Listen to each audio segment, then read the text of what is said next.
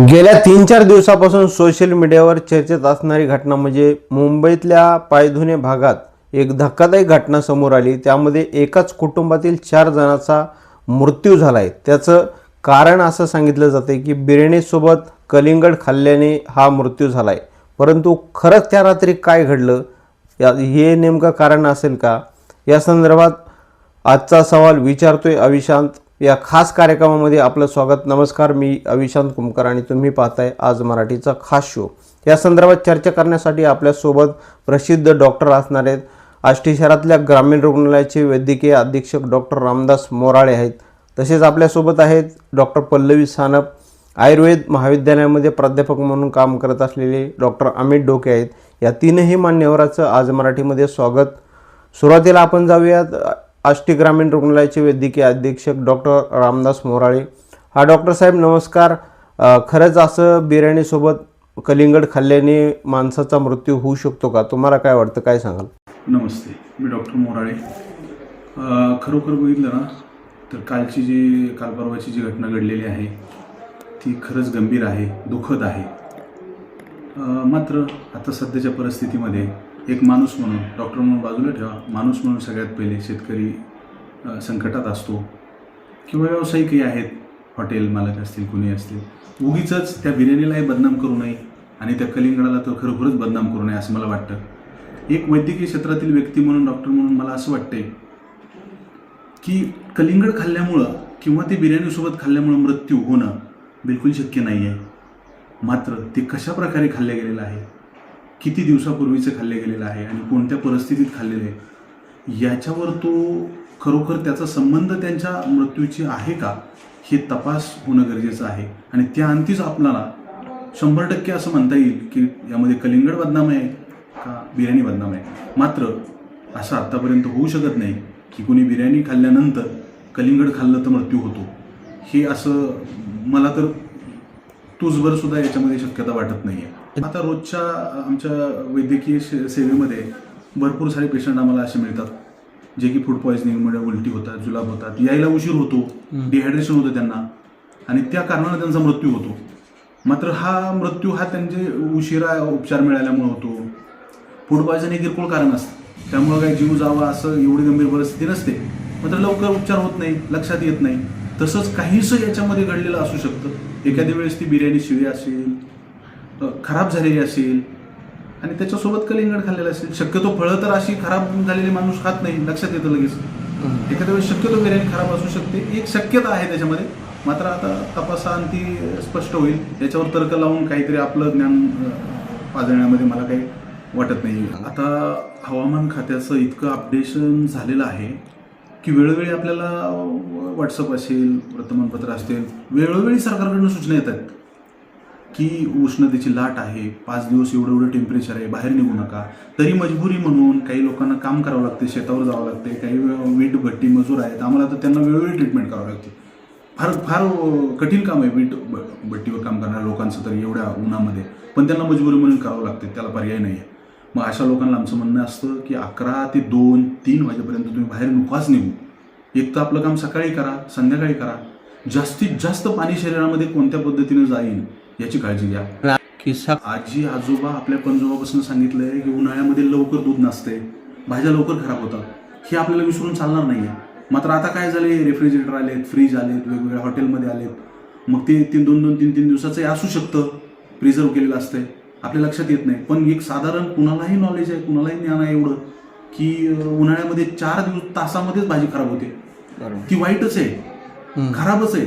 आणि त्याच्यामध्ये निष्काळजीपणा झाला की तुम्हाला ती मृत्यूकडे घेऊन जाणार आहे का, दवाखान्यात घेऊन जाणार आहे का, आर्थिक गुरुदंडाकडे घेऊन जाणार आहे, हे त्याच्यानंतर ठरवलं जाणार आहे। किती विषारी झालेली भाजी तुम्ही कुठला अन्न खाताय। पण उन्हाळ्यामध्ये 4 तासापेक्षा शिवाय अन्न खाऊ नका, हे माझं सगळ्या जनतेला, जनतेला आग्रहाचं सांगणं आहे। काय खरोखर प्रत्येक, आता ही मुंबईमध्ये घटना घडली आहे, एकाच कुटुंबात घडली आहे, पण ही प्रत्येक ठिकाणी, तालुक्याला, गावागावात घटना घडतात।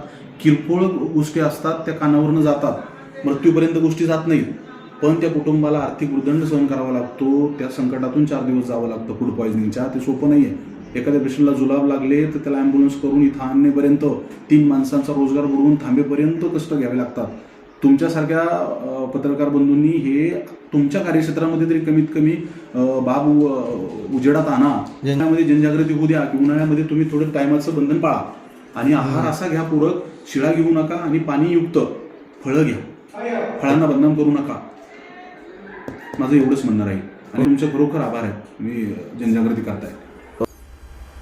तुम्ही दिलेल्या माहितीबद्दल धन्यवाद. आपल्यासोबत आहेत डॉक्टर पल्लवी सानप. काय सांगाल मॅडम, तुम्हाला या संदर्भात काय प्रतिक्रिया देताल, काय सांगाल? नमस्कार, मी डॉक्टर पल्लवी सानप हॉस्पिटल आष्टी. आता काल परवा आपण एक बातमी वाचली ज्याच्यामध्ये असं सांगितलं होतं की बिर्याणी खाल्ल्यानंतर काही लोकांनी कलिंगड खाल्लं आणि त्याच्यातच घरातल्या 14 जणांचा मृत्यू झाला. मग आता बऱ्याच जणांच्या मनामध्ये हे प्रश्न पडले की बिर्याणी आणि कलिंगड खाल्ल्याने असं काही होतं का, किंवा अशी काही कॉम्बिनेशन्स आहेत का की ज्याच्यामुळं जे खाल्ल्यामुळं अगदी इतकं मोठं फूड पॉयझनिंग होतं किंवा मग मृत्यू पण होऊ शकतो. तर शक्यतो ह्या कॉम्बिनेशन मुळे त्रास होऊ शकतो पण मृत्यू होईल असं नाही. असं झालं असेल की बहुतेक ते कलिंगड जे ठेवलेलं होतं फ्रीजमध्ये ते शिळं असेल आणि त्याच्यावर बॅक्टेरियाची ओव्हर ग्रोथ झालेली असेल. तर याचं कारण काय आहे, तर याचं कारण आहे वेगवेगळ्या प्रकारचे बॅक्टेरिया, जसं की इकोलाय, लिस्टेरिया, साल्मोनेला, स्टेप्टोकोकस, असे अनेक प्रकारचे बॅक्टेरिया असतात जे तुम्ही जर समजा फळं कापून ठेवलेली आहेत, शिळी आहेत फळं, किंवा मग कुठलंही अन्न जर शिळ आहे तर त्याच्यावर वेगवेगळ्या प्रकारचे बॅक्टेरिया, व्हायरस आणि फंगस म्हणजे एक प्रकारची बुरशी असते, तर त्याची वाढ होते आणि त्याच्यामुळे ते तुमच्या जीवावर बेतू शकतं. आणि उन्हाळ्याच्या दिवसामध्ये विषाणूची आणि जीवाणूची म्हणजे व्हायरसची आणि बॅक्टेरियाची वाढ ही फास्ट होत असते, कारण बॅक्टेरियाला ओलावा आणि गरम हवामान हे खूप आवडतं आणि त्याच्या ग्रोथसाठी ते खूप चांगलं असतं. म्हणजे जे काही फूड पॉयझनिंग होतं ते अन्नामध्ये वाढलेले बॅक्टेरियामुळे होते. म्हणून सर्वांना अशी विनंती आहे की होता होईल तेवढं तुम्ही ताजं अन्न खा. सकाळचं उरलेलं संध्याकाळी खाऊ नका, संध्याकाळचं उरलेलं सकाळी खाऊ नका, फळं कापून ठेवू नका. कुठलंही अन्न हे शिजवल्यानंतर 45 मिनिटाच्या आत तुम्ही ते खाल्लं पाहिजे. जर जास्त वेळ ठेवलं तर त्याच्यामध्ये वेगवेगळ्या प्रकारचे बॅक्टेरियांचा शिरकाव होतो आणि जे फूड पॉयझनिंगला कारणीभूत असतात. आपल्या आयुर्वेदामध्ये पण अनेक सांगितलेलं आहे की उष्णम स्निग्धम म्हणजे गरम आणि चांगलं असं जेवण जेवलं पाहिजे. आणि जर कॉम्बिनेशन जर म्हणाल तर आयुर्वेदामध्ये बरेचसे कॉम्बिनेशन हे विरुद्ध आहारामध्ये गणले जातात. जसं की दूध आणि फळं, म्हणजे जे लिंबू वर्गीय फळं आहेत, म्हणजे लिंबू, संत्री, मोसंबी, ही फळं दुधासोबत खाऊ नयेत. त्याचप्रमाणे आजकाल खूप मोहब्बत का शरबत म्हणून एक दुधामध्ये गुलाबी रंग टाकून त्याच्यामध्ये कलिंगडाच्या फोडी टाकलेले एक सरबत खूप फेमस आहे, तर ते पण विरुद्ध अन्नामध्ये मोडतं. त्याचप्रकारे दही आणि मासे हे पण विरुद्ध अन्न आहे. बघा आता बऱ्याचशा रेसिपीमध्ये आपण मॅरिनेटेड चिकन म्हणजे चिकनला दही लावलेलं असतं, माशांना दही लावलेलं असतं, तर हे पण विरुद्ध अन्नामध्ये मोडतं. त्याचप्रकारे तुम्ही फळं आणि दूध शक्यतो एकत्र घेऊ नका. जर दही खाल्लेलं असलं तर दूध घेऊ नका. फळं, शिळी झालेली फळं खाऊ नका, शिळं अन्न खाऊ नका. अशा प्रकारे उन्हाळ्यामध्ये तुम्ही तुमच्या तब्येतीची चांगली काळजी घेऊ शकता. तुम्ही दिलेल्या माहितीबद्दल धन्यवाद. तसेच आयुर्वेदामध्ये गेल्या अनेक दिवसापासून वैद्यकीय महाविद्यालयात काम करणारे डॉक्टर अमित डोके आहेत, त्यांना विचारू. काय सांगाल, तुम्हाला काय वाटतं या संदर्भात? डॉक्टर अमित विलास डोके. या ठिकाणी आपण सोशल मीडियावरती सध्या बघतोय की टरबूज खाल्ल्यामुळे किंवा एक नॉनव्हेज खाल्ल्यामुळे या ठिकाणी रुग्णांचा मृत्यू झालेला आहे. खरं तर आता उन्हाळ्याचे दिवस आहेत, त्याच्यामुळे प्रत्येक रुग्णांमध्ये आता आमच्या ओपीडीमध्ये जेवढे काही पेशंट येतात त्याच्यामध्ये 90% पेशंटमध्ये आपल्याला डिहायड्रेशन हे पाहायला भेटत आहे. त्याच्यामुळे त्या डिहायड्रेशन असल्याकारणानं त्याचा फ्लूइड लॉस हा या ठिकाणी पेशंटचा प्रत्येक होत आहे. तरी आता जी काही सोशल मीडिया, व्हॉट्सअप स्टेटस याच्या माध्यमातून जी काही बातमी स्प्रेड होते की बाबा टरबूज खाल्ल्यामुळे मृत्यू झाला, तर खऱ्या अर्थानं ही जी बातमी आहे तर ही बातमी आपण अजून ते प्रूव्ह किंवा निश्चित झालेलं नाही की टरबूज खाल्ल्यामुळेच मृत्यू झाला. खरं तर तुम्ही जर बघितलं तर भारतामध्ये रोज एक जे काही लोकांची डेथ रेट आहे तो कॅन्सरचं प्रमाण आहे, एड्सचं प्रमाण आहे, अनेक असे दुर्धर आजार आहेत. त्यांनी दारू पिल्यामुळे मृत्यू होते, दारू पिल्यामुळे लिव्हर खराब होते, कॅन्सर होते, गुटखा खाल्ल्यामुळे ओरल कॅन्सर होते. याचे अनेक रुग्ण असे रोज महाराष्ट्रामध्ये जवळपास 10 ते 15 रुग्णांचा बळी जातोय.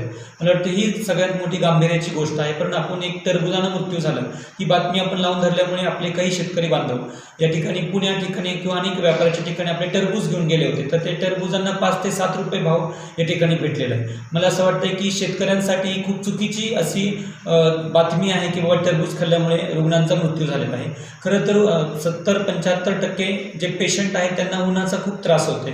ओल्ड एज असतील, त्याच्यानंतर BP शुगर, त्यांना जे काही आजार असतील त्याच्यामुळे त्यांना खूप असा त्रास होतोय. तरी की टरबूज खाल्ल्यामुळे किंवा बिर्याणी फक्त शिळं अन्न खाऊ नये, पाणी भरपूर प्यावं, लिंबू सरबत प्यावं. या ठिकाणी मी या सर्व जनतेला या ठिकाणी आवाहन करतोय की ह्या अफवांवरती आपण विश्वास न ठेवलेला बरा. अजून काही त्याच्यामध्ये तथ्य किंवा काही असं प्रूफ झालेलं नाही की टरबूज खाल्ल्यामुळेच मृत्यू झाला. टरबुजामुळे नाही तर महाराष्ट्रामध्ये प्रत्येक दिवसाला अनेक अशा दुर्धर आजारांमुळे या ठिकाणी रुग्णांचा मृत्यू होते. त्याची दखल कदाचित घेतली जात नाही. किंवा दारू पिल्यामुळे किती % लोकांचे लिव्हर खराब झाले, किंवा गुटखा खाल्ल्यामुळे किती % लोकांचे त्यांना ओरल कॅन्सर झाला किंवा CA ब्रेस्ट झाला.